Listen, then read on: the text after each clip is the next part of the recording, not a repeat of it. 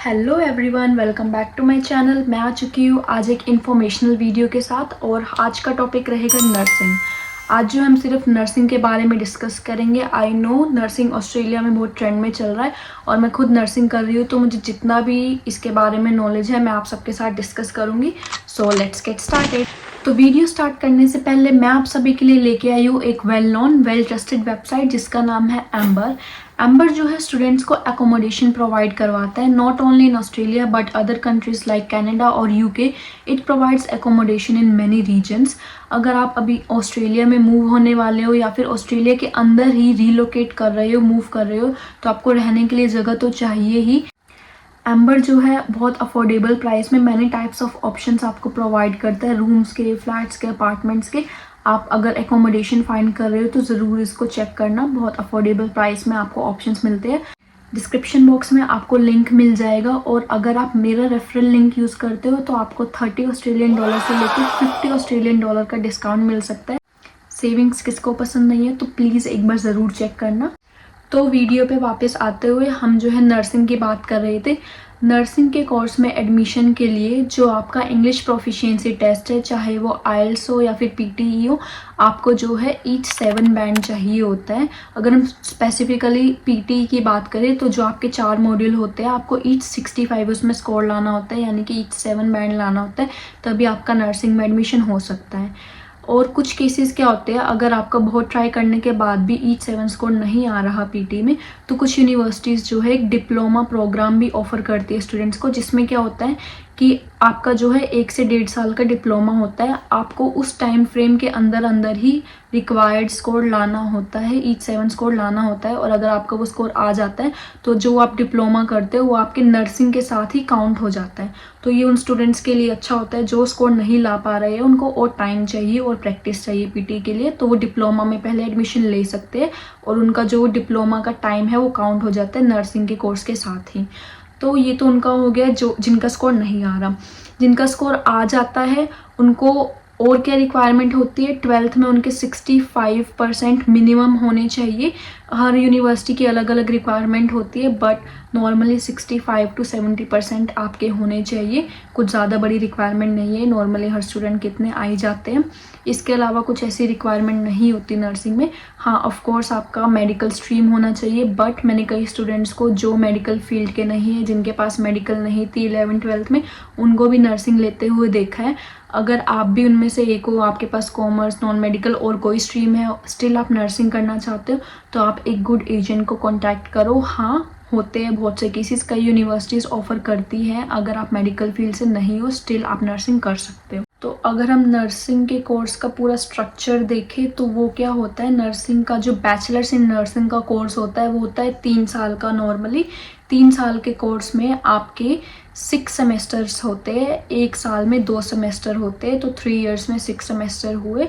और आपके जो है टोटल 24 यूनिट्स होते हैं। एक सेमेस्टर में आपके 4 यूनिट होते हैं, यानी कि आपके 3 साल में 24 यूनिट्स हो गए। आपको वो 24 यूनिट्स पूरे करने होते हैं, उनकी पढ़ाई करनी होती है, तब जाके आपका नर्सिंग का कोर्स पूरा होता है। बीच में आपकी प्लेसमेंट्स भी लगती है, जिसमें आप हॉस्पिटल में जाते हो, एज केयर में जाते हो और जो है अपनी नर्सिंग प्रैक्टिस करते हो।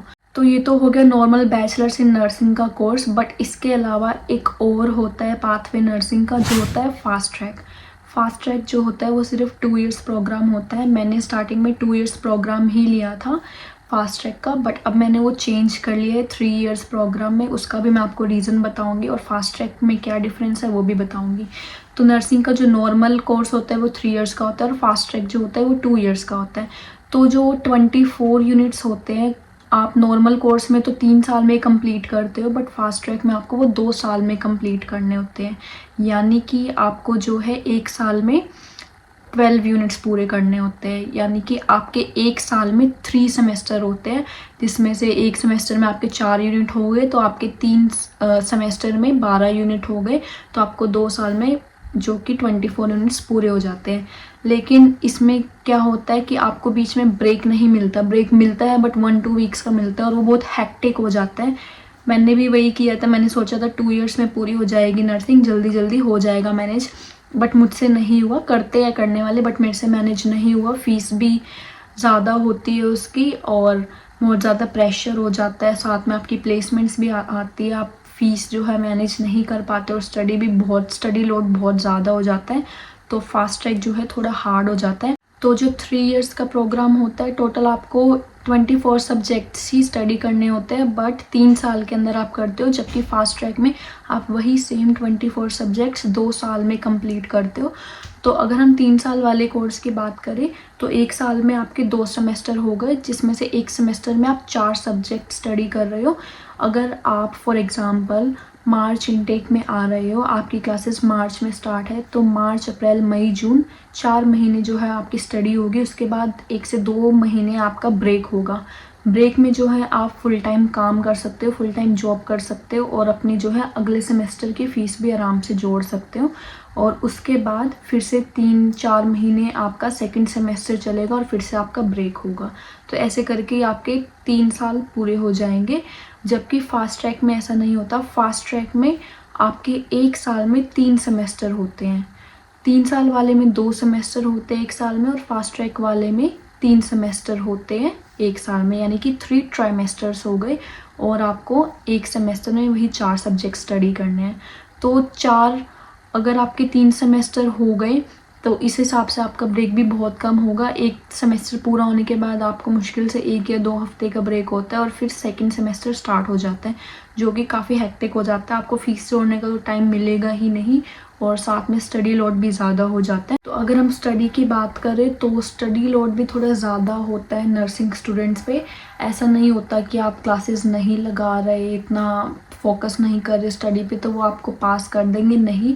आपको जो है फोकस करना होता है, अपने असाइनमेंट्स पे टाइम टू टाइम सबमिट करनी होती है, प्लेसमेंट्स भी अटेंड करनी होती है और अटेंडेंस भी आपकी जो है पूरी होनी चाहिए। आपको ईच यूनिट की असाइनमेंट्स पूरी करनी होती है ड्यू डेट से पहले। इसके अलावा आपकी फर्स्ट या सेकंड सेमेस्टर में प्लेसमेंट्स लगती है, जिसमें हॉस्पिटल विजिट करते हो आप या फिर एज केयर में आपकी प्लेसमेंट्स आती है, आपको जहाँ पे नर्सिंग प्रैक्टिस करनी होती है। कई बार क्या होता है कि आप जहाँ पे रहते हो उससे कहीं दूर की लोकेशन आती है और आपको वहाँ जाना होता है, आपके पास कोई चॉइस नहीं होती, तो उस टाइम में आप जॉब तो बिल्कुल ही नहीं कर सकते। फर्स्ट सेकंड सेमेस्टर में जो है 1 to 2 वीक्स की प्लेसमेंट आती है, बट उसके बाद वो बढ़ता रहता है टाइम पीरियड। सेकंड सेमेस्टर में आपकी 2 वीक्स की प्लेसमेंट आ सकती है, फिर 3 वीक्स की, फिर 1 मंथ की भी आती है।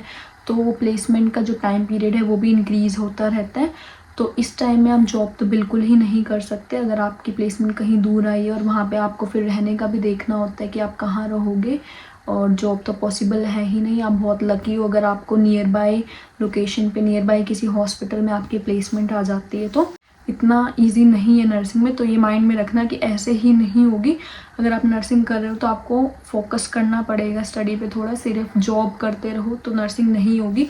इसलिए मैं आपको यही प्रेफर करूँगी कि फास्ट ट्रैक प्रोग्राम से अच्छा है कि आप 3 ईयर प्रोग्राम में ही एडमिशन लो। आपके पास जो है फ़ीस जोड़ने का, जॉब करने का भी टाइम हो और ईज़िली जो है आप हर एक यूनिट करो, हर एक सेशन में पास करो, क्योंकि यहाँ पे बहुत नॉर्मल होता है फेल होना भी। यूनिवर्सिटी जो है आपको फेल भी कर देती है अगर आपका रिक्वायर्ड स्कोर नहीं आता, आप रिक्वायरमेंट्स मीट नहीं करते, तो यहाँ पे फेल होना भी बहुत नॉर्मल है। आपको जो है वो यूनिट दोबारा करनी होती है। कोई प्रॉब्लम नहीं है, सब करते हैं, बट हाँ आपका टाइम वेस्ट होता है, आपकी फ़ीस भी वेस्ट होती है। तो इससे बेटर यही है कि अगर आप थोड़ा स्लो हो जाओ तो वही अच्छा है। तो अगर हम नर्सिंग की फ़ीस के बारे में बात करें तो पूरे कोर्स की ऑन एवरेज अगर हम फ़ीस देखें तो वो होती है 85 to 90,000, उससे ज़्यादा भी होती है। और ये डिपेंड करता है, अगर आपको कोई स्कॉलरशिप वगैरह मिली है तो वो कम भी हो जाती है, बट ऑन एवरेज अगर हम 85 to 90,000 नर्सिंग की फ़ीस लगाए तो इसका मतलब आपको जो है एक सेमेस्टर की फ़ीस हुई 12 to 14,000 आपको, यानी कि 1 साल में 2 बार 12 to 14,000 डॉलर्स पे करने होते हैं यूनिवर्सिटी में। अगर आप फास्ट ट्रैक प्रोग्राम कर रहे हो तो इसका मतलब हुआ कि आप 1 साल में 3 सेमेस्टर कर रहे हो, यानी कि 3 ट्राइमेस्टर कर रहे हो, तो वही फ़ीस 14,000 डॉलर्स जो है आपको यूनिवर्सिटी को 3 बार पे करने होंगे। तो अगर आप अपनी फ़ीस खुद से जोड़ रहे हो, खुद जॉब करके अपनी फ़ीस पे कर रहे हो, तो अगर आप फास्ट ट्रैक कर रहे हो नेक्स्ट टाइम पॉसिबल हो जाता है फ़ीस जोड़ना। बट अगर आप 3 साल वाला प्रोग्राम कर रहे हो, नॉर्मल नर्सिंग कर रहे हो, तो आपका जो 1 से 2 महीने का ब्रेक होता है तो आप उसमें अपनी फ़ीस निकाल लेते हो आराम से, कोई प्रॉब्लम नहीं होती इतनी। अगर आपको फुल टाइम जॉब मिल रही है तो फ़ीस निकल जाती है। और इसके अलावा स्टूडेंट्स क्या प्रॉब्लम फेस करते हैं प्लेसमेंट्स की। कई बार क्या होता है यूनिवर्सिटी जो है आपकी प्लेसमेंट काफ़ी दूर की लोकेशन में डाल देती है। जो आपका हॉस्पिटल होता है जिसमें आप प्लेसमेंट्स अटेंड करने जाते हो वो काफ़ी दूर होती है, वो काफ़ी दूर होती है, जो कि अप एंड डाउन पॉसिबल नहीं है। आपको जो है जहाँ पे रहते हो आप वहाँ का रेंट तो पे करते ही हो, बल्कि जहाँ पे आपका हॉस्पिटल है, जहाँ पे आपकी प्लेसमेंट है, आप 1 to 2 वीक्स या फिर वो 1 मंथ भी हो सकती है प्लेसमेंट, आपको 1 मंथ के लिए कहीं और एकोमोडेशन फाइंड करनी होती है, कहीं और रहने का देखना होता है और वहाँ का रेंट भी आपको पे करना होता है। और जॉब तो पॉसिबल है ही नहीं उस टाइम पे।